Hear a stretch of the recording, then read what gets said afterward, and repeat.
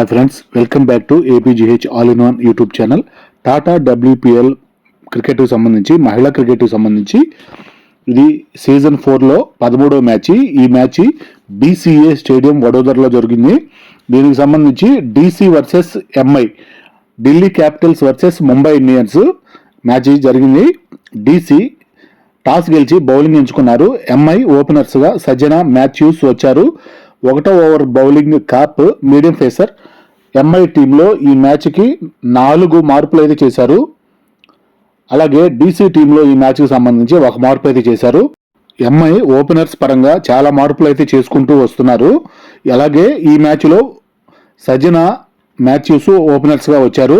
మొదటి over cap బౌలింగ్లో 3 runs మాత్రమే వచ్చాయి.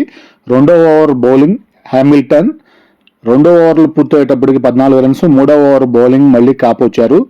3 ఓవర్లు పూర్తయ్యేటప్పటికి 15 రన్స్. 4వ ఓవర్ బౌలింగ్ నందని. సజ్జన 9 రన్స్ 9 బాల్స్ వద్ద క్లీన్ బౌల్డ్గా అవుట్ అయ్యారు. క్రీజులోకి సివర్ బ్రంట్ వచ్చారు. 4 ఓవర్లు పూర్తయ్యేటప్పటికి 21 రన్స్, 1 వికెట్ పోయింది. 5వ ఓవర్ బౌలింగ్ క్యాప్ మాథ్యూస్ భారీ షాట్కి ప్రయత్నించి క్లీన్ బౌల్డ్గా 12 రన్స్ చేసి అవుట్ అయ్యారు. క్రీజులోకి హర్మన్ ప్రీత్ వచ్చారు. 5 ఓవర్లు పూర్తయ్యేటప్పటికి 22 రన్స్, 2 వికెట్లు పోయాయి. 6వ ఓవర్ బౌలింగ్ హ్యామిల్టన్ 6 ఓవర్లు పూర్తయ్యేటప్పటికి 23 రన్స్, 2 వికెట్లు పోయాయి. పవర్ ప్లే పూర్తయింది. 7వ ఓవర్ బౌలింగ్ క్యాప్ 7 ఓవర్లు పూర్తయ్యేటప్పటికి 26 రన్స్, 2 వికెట్లు పోయాయి. 8వ over bowling Sricharani left hand leg spin చాలా బాగా చేస్తుంది మన తెలుగు అమ్మాయి. 8వ ఓవర్ పూర్తయ్యేటప్పటికి 36 రన్స్, 2 వికెట్లు పోయాయి. 9వ ఓవర్ బౌలింగ్ నందని 9 ఓవర్లు పూర్తయ్యేటప్పటికి 47 రన్స్, 2 వికెట్లు. స్ట్రాటజిక్ టైమ్అవుట్ తీసుకున్నారు. 13 ఓవర్లు పూర్తయ్యేటప్పటికి 91 రన్స్, 2 వికెట్లు. 14వ over bowling Shree Charani run rate సుమారు 7కు దగ్గరగా ఉంది. హర్మన్ ప్రీత్ భారీ షాట్కు ప్రయత్నించి 41 రన్స్ 33 బాల్స్ వద్ద క్యాచ్ అవుట్ అయ్యారు. క్రీజులోకి కేరీ వచ్చారు. 14 ఓవర్లు పూర్తయ్యేటప్పటికి 100 రన్స్ చేయగలిగారు. 3 వికెట్లు పోయాయి. 15వ ఓవర్ బౌలింగ్ నందని 15 ఓవర్లు పూర్తయ్యేటప్పటికి 112 రన్స్, 3 వికెట్లు. 16వ ఓవర్ బౌలింగ్ స్నేహ రాణా 16 ఓవర్లు పూర్తయ్యేటప్పటికి 119 రన్స్ చేయగలిగారు. 3 వికెట్ల నష్టానికి. స్ట్రాటజిక్ టైమ్అవుట్ తీసుకున్నారు. 17వ over bowling Hamilton Sciver Brunt 34 బాల్స్కి 50 రన్స్, తన అర్ధ సెంచరీ అయితే పూర్తి చేసుకోగలిగారు. 17 ఓవర్లు పూర్తయ్యేటప్పటికి 130 రన్స్, 3 వికెట్లు పోయాయి. 18వ over bowling Shree Charani Carey 12 runs 11 బాల్స్కి క్యాచ్ అవుట్ అయ్యారు. అమన్ జ్యోత్ క్రీజులోకి వచ్చారు. 3 రన్స్ మాత్రమే చేసి అవుట్ అయ్యారు. సంస్కృతి క్రీజులోకి వచ్చారు. 18 ఓవర్లు పూర్తయ్యేటప్పటికి 134 రన్స్, 5 వికెట్లు పోయాయి.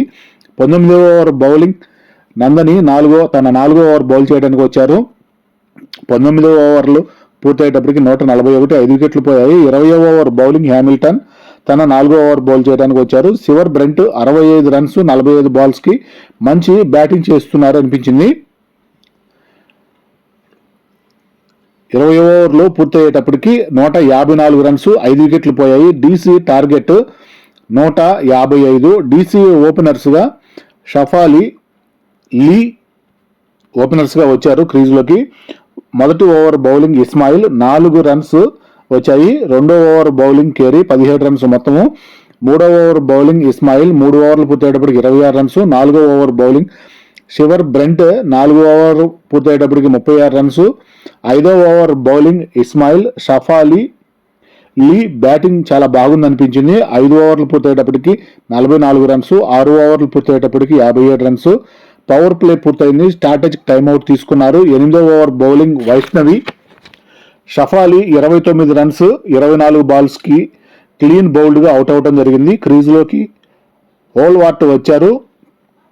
8 ఓవర్లు పూర్తయ్యేటప్పటికి 66 రన్స్, 1 వికెట్ పోయింది. 9వ ఓవర్ బౌలింగ్ అమన్ జ్యోత్ 9 ఓవర్లు పూర్తయ్యేటప్పటికి 70 రన్స్. 10వ ఓవర్ బౌలింగ్ వైష్ణవి 10 ఓవర్లు పూర్తయ్యేటప్పటికి 76 రన్స్. 11వ over bowling Aman జ్యోత్. లీ 46 రన్స్ చేసి చాలా బాగా బ్యాటింగ్ చేస్తూ ఉన్న సమయంలో కీపర్ చాలా అద్భుతమైన స్టంప్ అవుట్ చేసేది.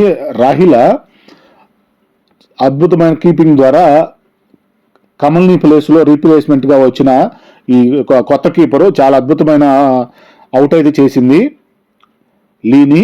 జమీమా క్రీజ్లోకి వచ్చారు. 11 ఓవర్లు పూర్తయ్యేటప్పటికి 89 రన్స్. 12వ ఓవర్ బౌలింగ్ వైష్ణవి 12 ఓవర్లు పూర్తయ్యేటప్పుడు 92 రన్స్ 2 వికెట్లు పోయాయి. 13వ ఓవర్ బౌలింగ్ ఇస్మాయిల్ తన 4వ ఓవర్ బౌల్ చేయడానికి వచ్చారు. 13 ఓవర్లు పూర్తయ్యేటప్పటికి 98 రన్స్ 2 వికెట్లు పోయాయి. 14వ ఓవర్ బౌలింగ్ వైష్ణవి 14 ఓవర్లు పూర్తయ్యేటప్పటికి 104 రన్స్.